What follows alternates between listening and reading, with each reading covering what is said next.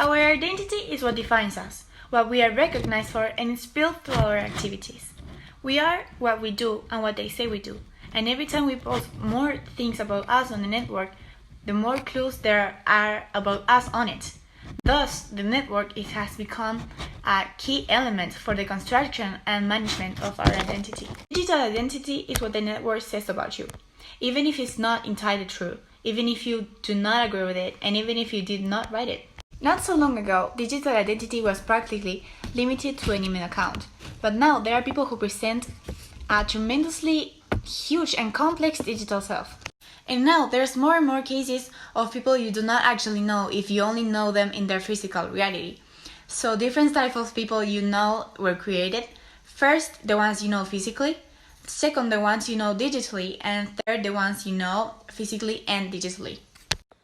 Social networks are a business of databases of people, databases that claim to know who you are, know what are your interests, databases that want to discover what your identity is.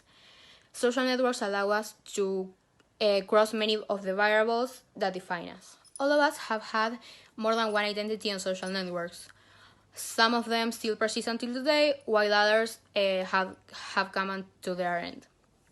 We had our true identity by using nicknames, different email accounts, among others. However, a new piece of information has emerged that allows these disparate uses to be brought together under the same identity, the mobile phone number.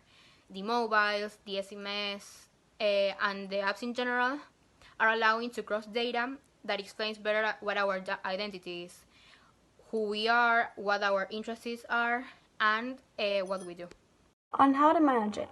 If until now everything was private and we managed what we wanted to raise to the public, now everything is public and we try to manage what we want to keep private.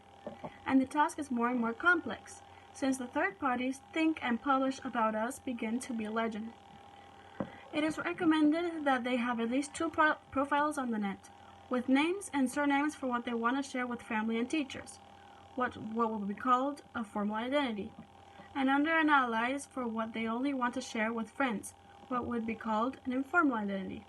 It is irresponsible to act in the internet and in an uninhabited way with names and surnames.